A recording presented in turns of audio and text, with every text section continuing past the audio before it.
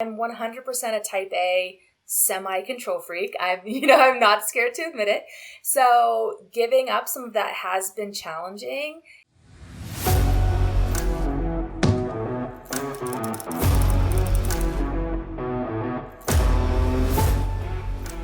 Welcome to Modern Publishing. I'm Victoria, author, editor, and the owner of Blue Pen, and today I'm on with Jen Craven. There has always been this kind of stigma against self-publishing. Do you see that changing?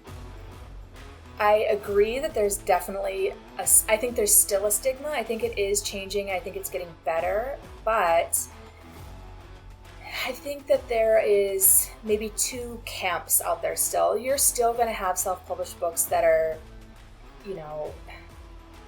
that haven't been edited, that have awful covers, that have been thrown up on Amazon in one day. I mean, those are always going to be there, and that's the bad rap that self-publishing gets.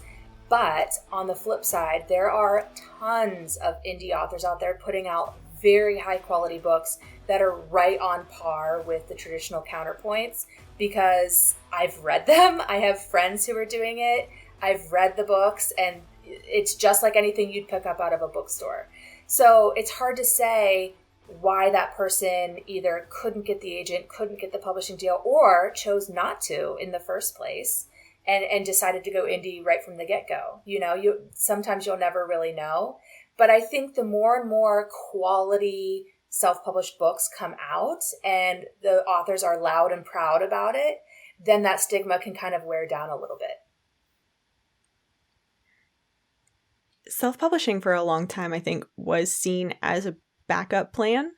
You said if somebody couldn't get the agent, couldn't get the book deal, then it's, okay, well, I'll just self-publish. Mm-hmm. And I'd really say that that's no longer the case. It could be for some people, but I really think that a lot of people are understanding that there's more opportunities now and it's being viewed more favorably. And so they're sort of taking creative control and putting, everything on, I guess deciding or determining their own future, essentially. With traditional publishing, there's so many unknowns. It's a waiting game. It's a very slow process. And I'm not downgrading it or saying there's anything wrong with it. I have tons of friends who are traditionally published, and that's great. And I certainly read tons of traditionally published books, but it may not be the best fit for everyone, and that's okay.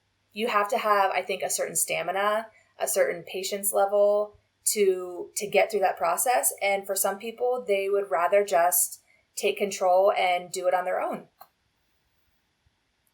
Yeah, and having that creative control. And then one thing I also see a lot of folks self-publishing because they are interested and passionate about getting out a specific story. Right. If you really want to publish this manuscript, then the risk that you're taking with trying to go traditional, especially if you have any kind of timeline that you want to adhere to, yes, it might not be worth it. Absolutely. Yeah. I mean, there's so much about traditional publishing that is more than just the quality of the writing.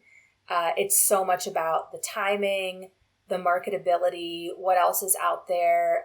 You hear authors all the time saying that they get rejections from agents saying I loved this so much, this was great, but it's just not the right time, or we already have something like it, or I just don't know how to market it. But again, if that's that writer's passion project, then why not do it themselves? Yeah, as long as you're willing to actually do it right with yes. self-publishing and not be one of those people who just kind of designs their own cover in I have Canva and throws it up. Yes, I have very strong opinions on cover design, and it is one of the things that a lot of self-publishers sort of skimp on, or because it can be pricey to get a professionally designed cover, but it is one of the most important things you have to do. I feel like pretty consistently, anytime I ask indie authors, all right, where's the best place to put your money? What do you not want to skimp on?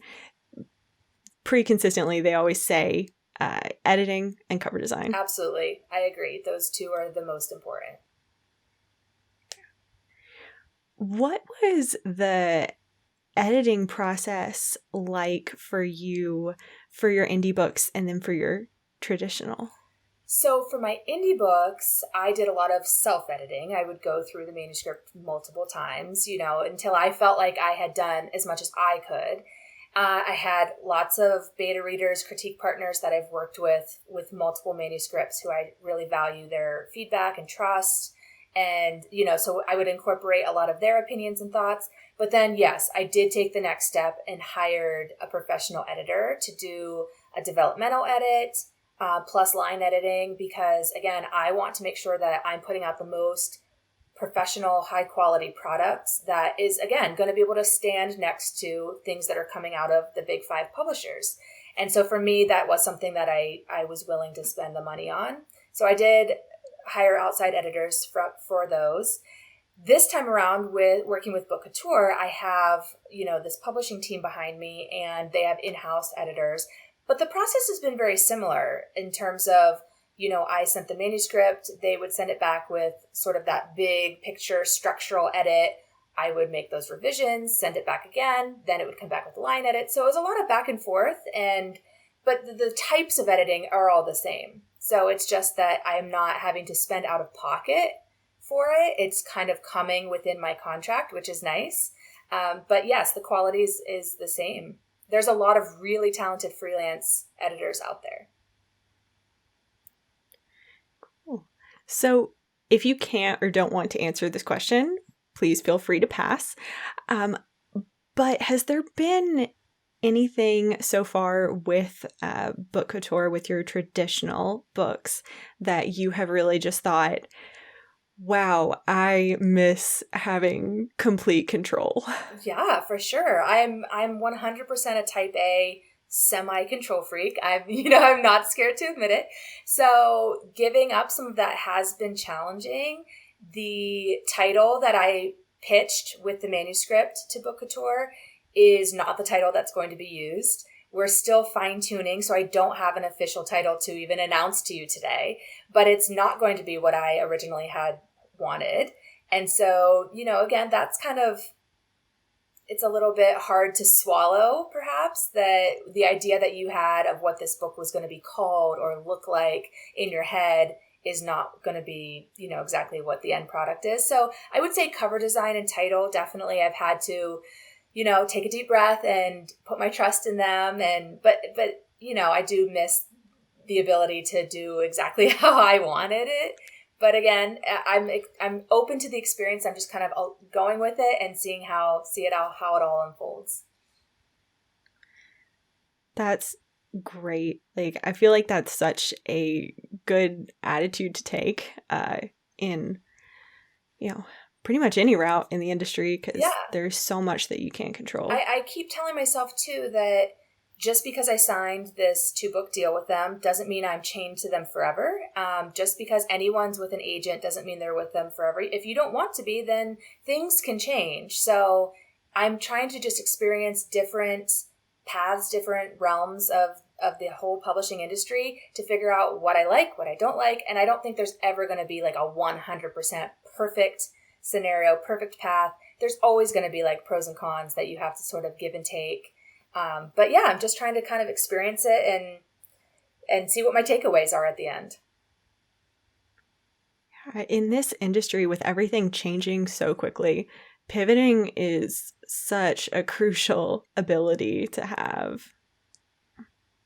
Yeah. Absolutely. Is there anything that you've had to pivot on, like with your writing, maybe more craft focused, rather than, obviously we've talked about you pivoting with your publishing path? Well, interestingly, when I pitched my latest manuscript to Bookouture, they came back and thought that it was going to sit a little bit more in the psychological thriller genre. And they wanted me to sort of add some more of those types of elements so it would, really fit right there. And I was sort of, I don't really think that's what this book is. And I don't really think that I'm a thriller writer. I definitely have suspense, and there's a lot of that throughout the book. but I feel like it's more like in the emotional suspense, emotional drama sort of setting, rather than the true hallmarks of like a thriller where there's like, the stalky, creepy sort of stuff going on. And so that was an instance where I sort of had to really take stock of, my project and how I saw it and what was important to me. What was I willing to bend on versus what I felt like needed to stay. And so I ended up coming back and just sort of saying respectfully, like, I sort of disagree. I don't think that that's where this should be. Can we go more blah, blah, blah in this way? And so we kind of compromised, but it was a time when I had to be willing to make some pivots, which we did. We're not in the thriller genre, but there were some changes that they wanted to see that I had to make.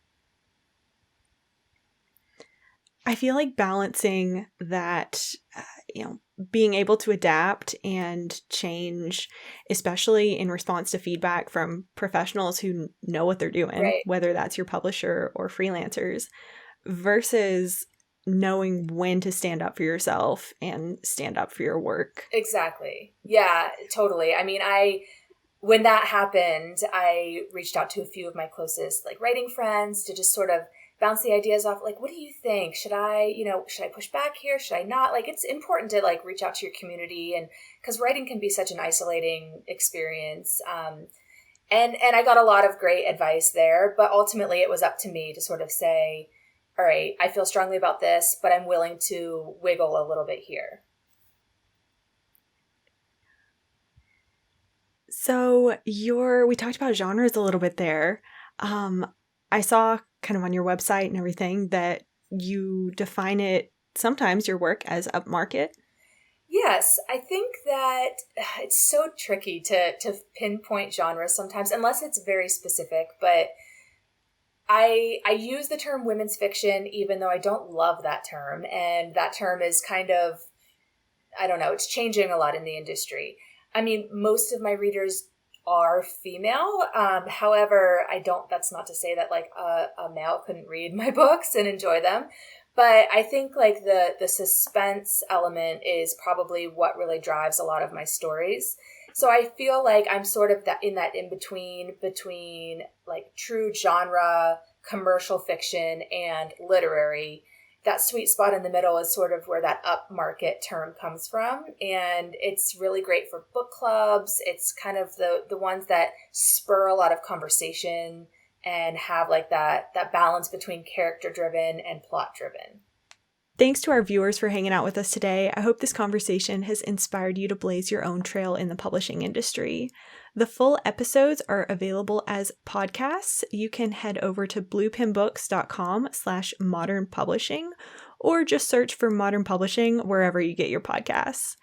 If you enjoyed this video, please give it a thumbs up and leave a comment. Happy writing, and I'll see y'all next time.